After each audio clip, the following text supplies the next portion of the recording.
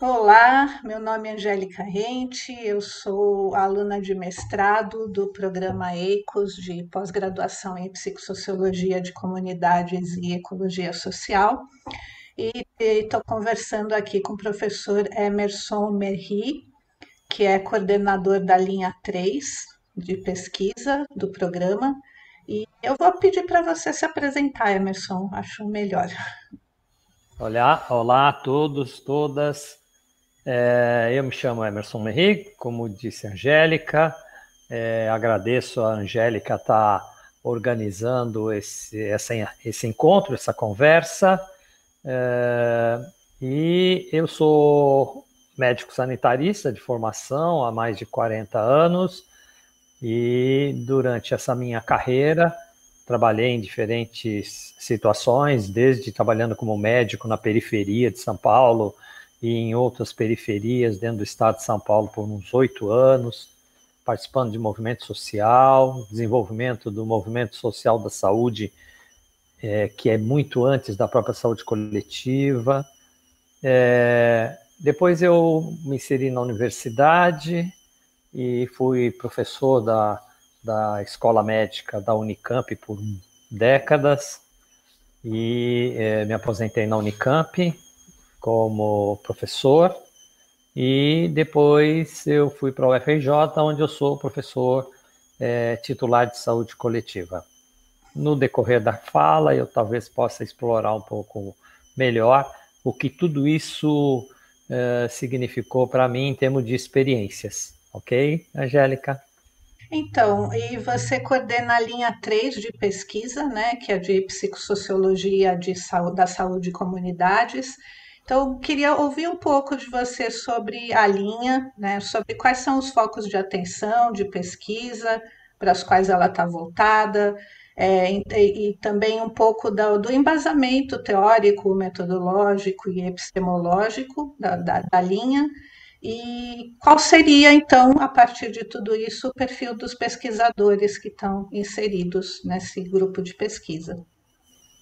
Bom, eu acho que essa é uma longa conversa, mas é uma conversa considero necessária para todo mundo que estiver vendo esse material, né? Então, a pós-graduação do EICOS, no Instituto de Psicologia da UFRJ, tem 3 linhas, né, de pesquisa. Eu, no momento, sou coordenador da linha 3, como a Angélica colocou, e da qual ela é uma mestranda, né?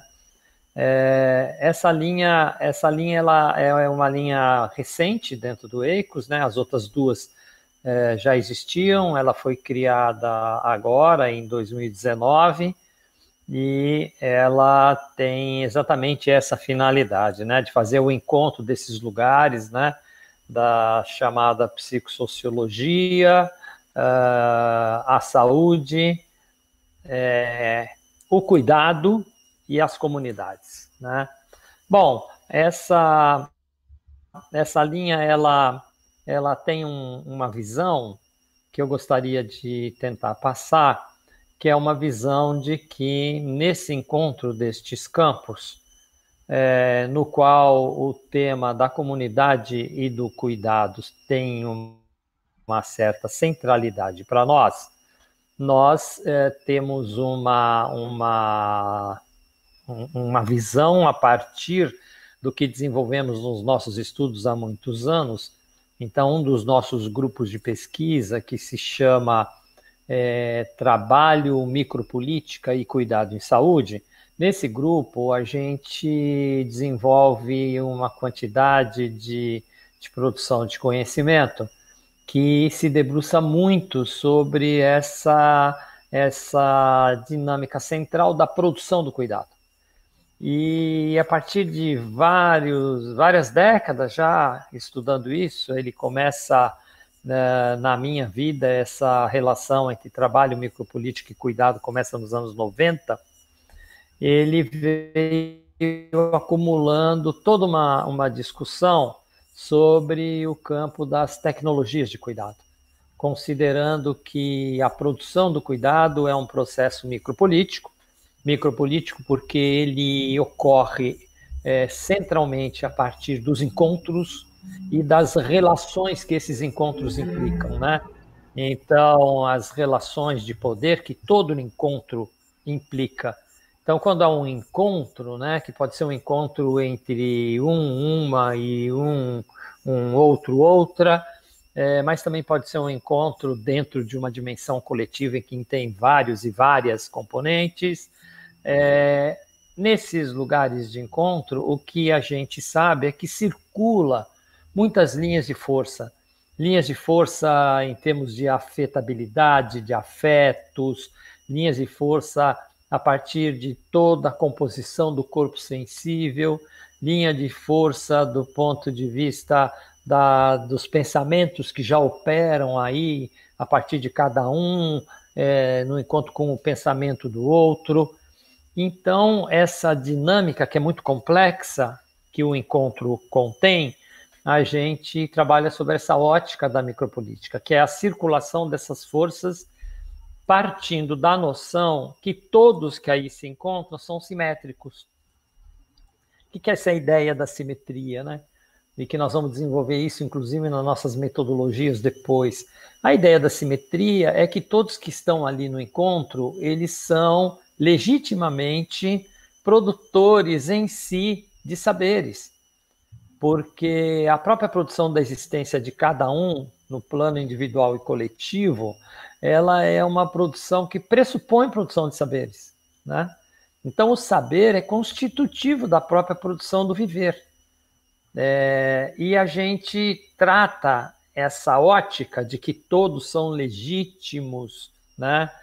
Corpos sensíveis, todos são legítimos afetadores do outro e sendo afetados pelo outro, todos são legítimos produtores de saberes e conhecimento, porque a sua própria existência pressupõe isso, e todos são experimentadores desses processos, né? Na medida em que o outro lhe aciona, o outro lhe coloca num exercício da produção de si, né? Então, a partir dessa ideia, dessa composição micropolítica, nós passamos a olhar o mundo do trabalho, né, no campo da saúde, no campo da comunidade, vinculado à produção do cuidado, como um encontro de simétricos, né? Rompendo um pouco aquela ideia de que existe, e na academia isso é muito comum, né, alguém que tem um lugar privilegiado de ser o produtor do saber e o outro que é um objeto desse processo de produção de saber ou até de ações sobre o corpo dele. Nós procuramos nos deslocar desse caminho e, a partir desse deslocamento, nós começamos a procurar entender que a produção do cuidado é algo que ocorre tanto no campo muito organizado, muito institucional, daquilo que a gente identifica como lugar das práticas de saúde, mas que a produção do cuidado é algo que ocorre na circulação a cada encontro que existe. Então, a produção do cuidado não é um privilégio do campo da saúde, ponto, e nem é um privilégio de trabalhadores da saúde, ponto. Que, na realidade, a comunidade é um lugar muito vivo, muito ativo, de produções de redes vivas de existências que, em si, são produtoras de cuidado, né? Cuidado de si, cuidado do outro. A partir desse olhar, a gente agregou um outro olhar, um olhar de que a produção do cuidado pressupõe certas tecnologias, e a gente constituiu um certo esquema para entender que as tecnologias de cuidado, elas têm 3 grandes dimensões. Existe uma dimensão das tecnologias de cuidado, que é a dimensão mais material, dura dela. Então, por exemplo, todo o processo de produção de cuidado, ele ocorre dentro de lugares físicos, seja ele qual for. Pode ser a rua, mas a rua é um lugar físico, não é? Ele coloca em cena pessoas que estão parametradas, né? Pessoas que estão com seus objetos. No campo da saúde, inclusive, ele coloca o profissional com algum dos seus equipamentos, né? Isso é o que a gente chama dessa dimensão material mais dura. E a gente vai dizer que esse é o território das tecnologias duras, né? Mas a produção do cuidado tem uma outra dimensão, que é a dimensão dos tipos de saberes que existem, que são voltados intencionalmente para a produção do cuidado. Então, por exemplo, no campo da saúde, a prática da clínica, seja de qual profissão for, a prática da clínica é um saber tecnológico, né? Ela foi construída em cima dessa ideia, mesmo que ela carregue outras ideias junto com ela, que pode ser, inclusive, a de controlar o corpo do outro. Ou não. Ela pode ser também um saber que não quer controlar o corpo do outro, ele quer facilitar que o corpo do outro explore suas potências. E então essa dimensão a gente chama de essa dimensão leve e dura. Por que leve e dura? Ela é dura porque ela é composta por um saber materialmente, às vezes, muito dado. Você vê isso em algumas religiões, onde tem rezadeiras que cuidam, e elas têm todo um saber muito bem organizado, né? E a gente chama de leve e dura porque, às vezes, você, de posse do mesmo saber, dependendo de quem você encontra, existe uma leveza na forma de se usar esse saber. Ou seja, depende de como você faz a relação com o outro, né? E isso abre, então, para o terceiro lugar dessas tecnologias de cuidado, que são as tecnologias leves, né? Que são essencialmente aquelas que ocorrem, né, em termos das tecnologias de cuidado nos processos de encontro com o outro. Bom, então essa é uma outra dimensão fundamental. A gente, então, trabalha com aquela ideia da simetria, que todos são sujeitos, e, então, no campo que relaciona a dimensão psicossocial, a dimensão saúde, a dimensão cuidado, a dimensão comunidade, só há encontro de sujeitos, não é? E simetricamente constituídos e legitimamente válidos, né? E, ao mesmo tempo, é um território onde circula essas forças de produção de tecnologias de cuidado, com essas três dimensões sempre presentes. Ora, em cima disso, a gente abre muitos tipos de investigação. E, essencialmente, o grande desafio na nossa linha de pesquisa é como fazer uma investigação considerando que todos que aí estão localizados, se são sujeitos legítimos e válidos, todos são também pesquisadores. Não existe um que é pesquisador e o outro que é seu objeto. Todos são pesquisadores. Então, o desafio metodológico é a gente ir além do que se tem aí na chamada sistematização das metodologias científicas, que é ir além por exemplo, do que é ofertado no campo da pesquisa qualitativa em saúde, e esse ir além é que este outro é tão pesquisador quanto nós que nos posicionamos a partir desse lugar dentro de uma investigação. E esse outro que é tão pesquisador, ele é um desafio para nós criar a condição metodológica de uma investigação, de um estudo, de uma pesquisa, no qual ele se constitui por sua também definição e determinação como pesquisador. Porque não é todo mundo que se vê como pesquisador, né? Então, eu vou dar um exemplo. Nós temos gente que trabalha na área de violência de gênero e que tem como um campo o estudo das travestis, né? E nós temos uma experiência criada há mais de 5 anos, no qual nós procuramos um grupo de travestis e as convidamos a serem pesquisadoras. E elas perguntaram, mas pesquisadora do quê? Aí a gente falou, uai, pesquisadora de si.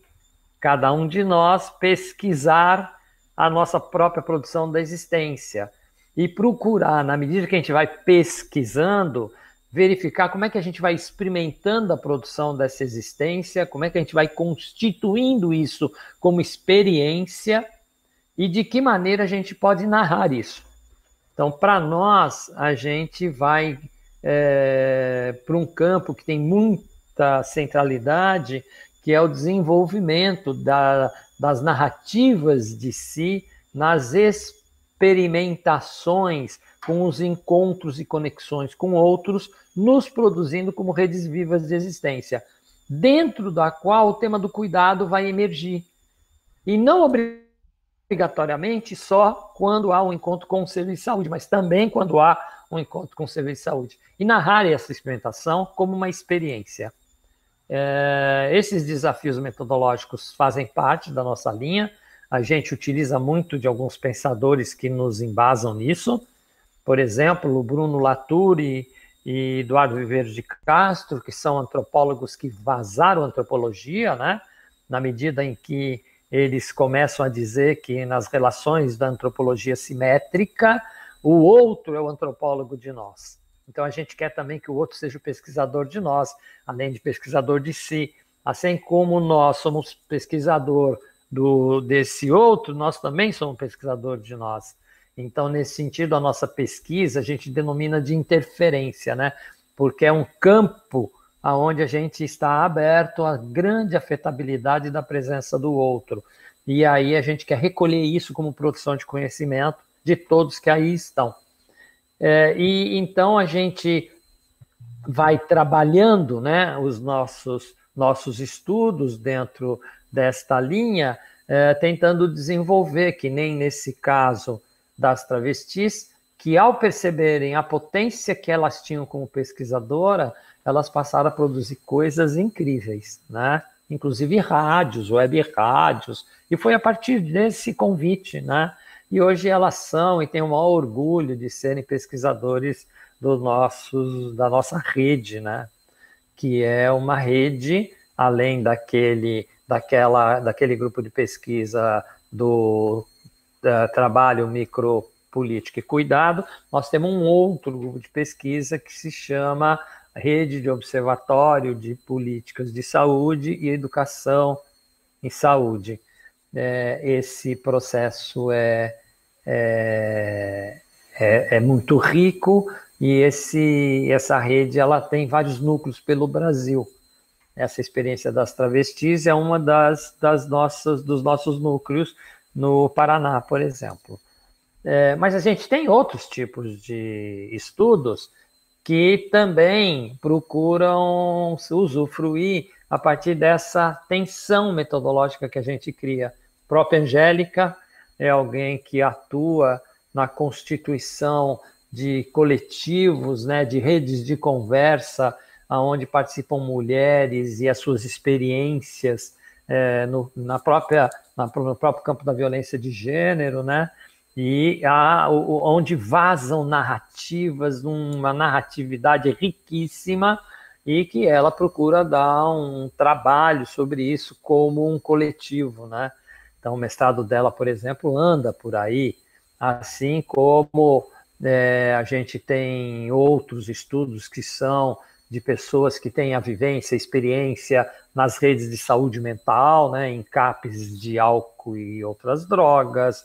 Tem gente que trabalha, né, no campo da relação entre uma expressão artística tipo palhaçaria, né, num território de violência institucional, e como que recolhe esse dispositivo, o produtor, né, de narrativas que não seriam geradas sem esse agenciamento desse dispositivo, como recolher isso, o que aprender com isso, e o que isso impacta a própria produção das existências, né? Nós temos outros estudos que se debruçam sobre a própria produção, muito original, inclusive, que a comunidade faz para se manter, né? Para se manter viva, né? A gente sabe que muitas comunidades formadas por coletivos altamente fragilizados, enquanto redes de proteção social, como são as favelas do Rio de Janeiro, ou são várias ocupações, ou mesmo os viventes de rua, que esses coletivos eles são muito inventivos na produção do cuidar de si. E nós temos dificuldade de ver isso. Mas se eles não fossem inventivos, né, a situação deles seria muito mais precária. Então, para nós é muito fundamental entender de que maneira isso que nós chamamos comunidade é um processo aberto de produção nos encontros de algo em comum e de experiências de cuidado às vezes muito já consagradas, mas muitas vezes muito inventivas. Então, nós temos dentro do nosso grupo um maior interesse. E, por último, tem uma outra linha, que é uma linha das ações, né, das outras medicinas, que não essa medicina oficial alopática biomédica, né? Então, é uma abertura para estudos de outras medicinas que são desenvolvidas, outras racionalidades, do ponto de vista da produção de cuidado, como, por exemplo, a medicina chinesa, a medicina ayurvédica, mas para nós, a gente considera que é incrível e nós precisamos nos abrir muito a isso, as nossas experiências dos nossos grupos originários ameríndios, né? Então, a gente tem se debruçado muito sobre as experiências indígenas também, né? A questão da medicina indígena, a questão das práticas de cuidado. Eu não chamaria medicina indígena, não. Eu acho que alguns chamam, mas eu acho que não é esse tema da medicina indígena, mas a construção das práticas de cuidado que os povos originários geram, assim como esse campo que é muito forte no Brasil, que recebeu 5 milhões de corpos negros roubados e sequestrados da África, né? É o país que mais corpos negros e negras recebeu, né? Por essa violência do sequestro, da praticada por europeus na África e pelo tráfico que constituiu a escravidão, né? Esses corpos aqui constituíram outros territórios de sociabilidade, produziram outras práticas religiosas e são um campo riquíssimo de produção de saberes e práticas cuidadoras, né? No Brasil, os quilombolas, eles têm aí uma experimentação sistemática sobre suas práticas que é incrível. Então, tudo isso nos interessa. Então, Angélica, esse é um pouco o panorama que eu acho que eu poderia espelhar. Como aluna, para mim, preciso dizer que é fascinante estar inserida nessa linha de pesquisa, porque são muitas afetabilidades, muitos atravessamentos, muitas novidades, e especialmente aprecio muito a construção coletiva de conhecimento que a linha promove. Então, muito obrigada, Emerson, por contar um pouco para nós sobre a linha e esclarecer essas questões. Obrigada. Obrigado a você, Angélica. Espero que a gravação fique disponível e seja útil para as pessoas. Estamos aqui à disposição de quem tiver a curiosidade de nos conhecer. E como você disse, nós somos um grupo aberto que fazemos encontros e esses encontros eles não têm porta fechada, né? Ele é aberto a qualquer um que quiser participar dele. Então, esse convite fica dado também. Obrigado a generosidade sua de fazer esse trabalho que você está fazendo. Eu que agradeço. Tchau. Tchau, meu bem, um beijo. Um beijo.